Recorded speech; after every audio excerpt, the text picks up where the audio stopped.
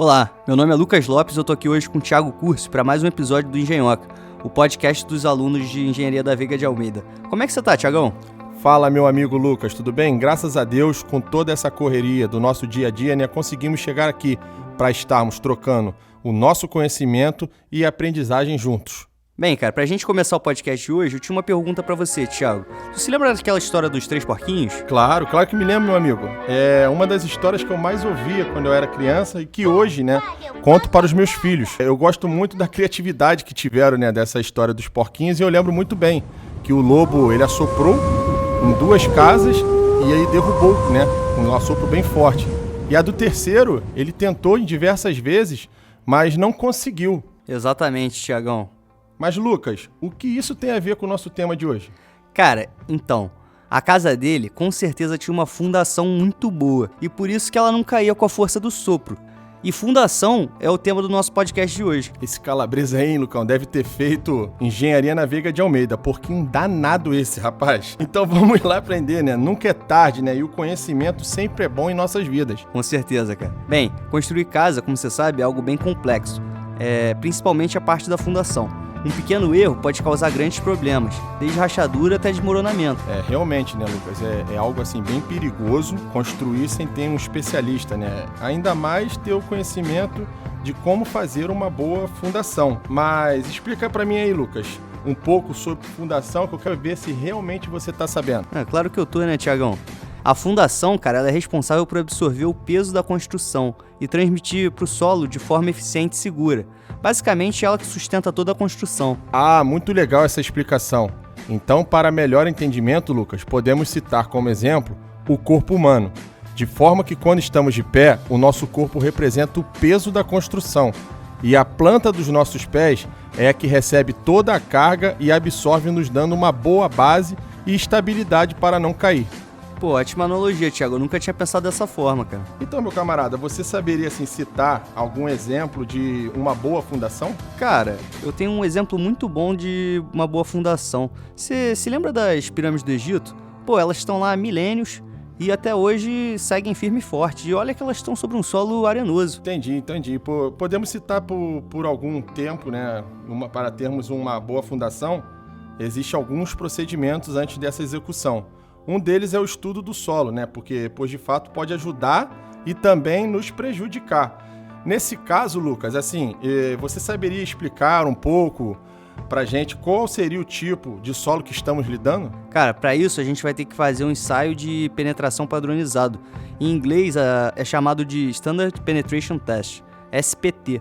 Ele é executado no transcorrer da sondagem, a percussão, com o propósito de se obter os índices de resistência à penetração do solo. Para isso a gente tem uma norma, cara, que é a ABNT NBR 6484. Meu amigo, eu tô achando mesmo que você tá querendo me confundir com esse assunto aí. Você tá falando de fundação, agora começou a falar de inseticida, pô, que parada dessa de SPT, SBP? Me explica mais aí sobre isso aí, Lucas. Que papo de inseticida é esse, Thiagão?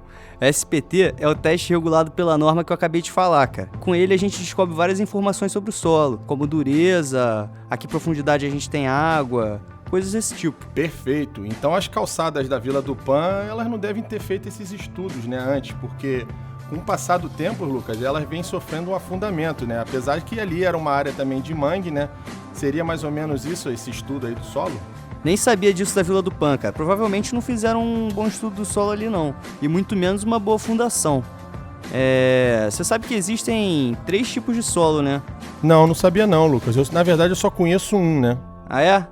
Cara, deixa eu te falar então do arenoso. Não sei se é esse que você conhece. Não, Lucas. O que eu conheço é o cintoso. Fala um pouco desse arenoso aí que eu vou te explicar o próximo. Então, assim como o próprio nome diz, ele é composto por areia e se movimenta facilmente, cara, é altamente permeável. Imagina uma praia, você tá andando, você sente seu pé afundar, Isso é um desafio para qualquer construção. E nesse tipo de solo a gente normalmente usa uma fundação mais profunda, tipo uma estaca. Então, Lucas, como eu te disse, eu conheço o solo cintoso. Como fui criado em rua de barro, só tinha um conhecimento desse solo. Cresci vendo casas serem construídas, mas sempre ouvi falar que é um solo considerado muito difícil de se trabalhar. É necessário termo muito cuidado com ele. Esse solo aí, eu sempre carregava uma amostra dele para minha mãe todos os dias em casa, né? Porque os campos de futebol não tinham grama. É aquele barro batido, né? Socado. E toda vez que eu ia jogar bola, eu voltava na ponta da minha unha com uma parte desse solo. Já deve ter se ralado muito nesse solo siltoso, né, Tiagão? Com certeza, Lucas. Bom, cara, por fim, deixa eu falar do solo argiloso.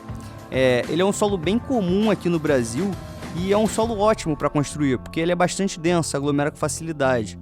E isso faz com que seja um solo resistente, quando bem compactado. Além disso, cara, ele é uma ótima matéria-prima para várias coisas da construção civil, tal como tijolo, telha. Agora que a gente já sabe sobre os tipos de solo, a gente pode decidir qual é o melhor tipo de fundação que a gente pode usar em cada. Entendi, Lucas. Então, assim, pelo que eu li também, né, a fundação ela tem dois tipos, né? Que são as rasas e profunda. Assim, como a gente saberia distinguir, né, de melhor forma e qual seria melhor aplicar, né, no caso, nesses solos? Então, cara, a gente tem dois tipos mesmo. As rasas diretas e as profundas indiretas. As rasas, cara, geralmente são para construção pequena, tipo aquelas casinhas de bairro, provavelmente tinha no seu. E as profundas, cara, são comuns em construções prediais, aquelas bem altas. E as rasas, elas têm como características que ela tem uma profundidade de até 3 metros. Se passar disso, ela já é considerada uma fundação profunda. Realmente, Lucão, eu tô vendo que você está sabendo de tudo mesmo. Nessas fundações eu sempre ouvi falar também em tipos de radier, sapatas. O radier eu até já costumei ver em algumas construções lá perto do meu bairro. Agora, sapatas eu desconheço. Você saberia um pouco sobre sapatas, Lucas? Sei sim, cara. Deixa eu te falar um pouco sobre elas. As sapatas, elas são como elementos de concreto armado em forma de bloco. Elas podem ser retangulares ou quadradas, né? E elas são posicionadas exatamente abaixo dos pilares de uma estrutura. Elas distribuem a carga da edificação sobre uma área maior do solo. Perfeito, Lucas. Como eu te disse, né, eu sei um pouco sobre o radier. O radier, ele oferece uma base assim bem sólida, né, para edificação, reduzindo o custo e o tempo da construção, que é muito importante nós sabemos, né? E que eles têm também, são muito conhecidos, é aquela laje de armada, de concretos, de placa, né, que cobrem toda a área da construção. Pelo que eu estou entendendo, Lucas, de uma maneira muito simples mesmo para observar, pelo que você falou, então as sapatas, elas servem como sapatos para os pilares, né? Exatamente, Thiago. E o radier, cara, pelo que eu entendi que você falou aí, elas são como um grande tapete, né, que ficam por debaixo da casa. Agora sim, Lucas, está ficando muito mais fácil de visualizarmos, né, essa explicação sobre a fundação. Agora deixa eu te falar um pouco sobre a fundação profunda, cara, que é quando a gente usa estaca. Normalmente, como eu falei antes, elas são usadas para prédios altos, né? Elas são elementos, cara, estruturais que são alongados, que são cravados e perfurados no solo para suportar cargas da estrutura. É basicamente como uma raiz de uma árvore, que o vento bate nela e ela consegue segurar a árvore de pé. Perfeito. Eu ainda assim vejo que é um pouco complicado de escolhermos uma boa fundação, né? Há outros fatores também que influenciam na hora de se decidir como executar, e o que temos que observar também são os prédios vizinhos, no caso, né, as casas vizinhas, o tipo que nós iremos construir, porque ele pode ter uma fundação neles que não foi adequada, né? E aí a gente pode se basear no que a gente vai aplicar. Cara, exatamente, Thiago. E, assim, falando de vizinhos, a gente tem que se preocupar até com barulho, sujeira que a fundação vai gerar. Tentar evitar ao máximo conflito com o vizinho, porque, eles podem barreirar a obra, dar dor de cabeça. É bom evitar isso. Vizinho é complicado mesmo, né? Pelo que eu vi também, a fundação, ela tem um lado muito importante, que é o caso do gabarito, né? O gabarito, ele pode nos ajudar de maneira que a obra esteja locada de forma certa, né, e você faça a sua fundação nos pontos exatos, né? Cara, exatamente, cara. O gabarito ele serve como um guia até que toda a estrutura e as primeiras paredes sejam colocadas. Depois que a gente já traçou o traçado lá, né, no lote, os trabalhadores evitam certos percalços, tipo coisas que atrasam as obras, como paredes tortas, janelas, portas desniveladas e mal posicionadas. Lucão, então assim, creio que falamos muito sobre a fundação, né, Lucas? Cara, com certeza. Mas sabe o que significa?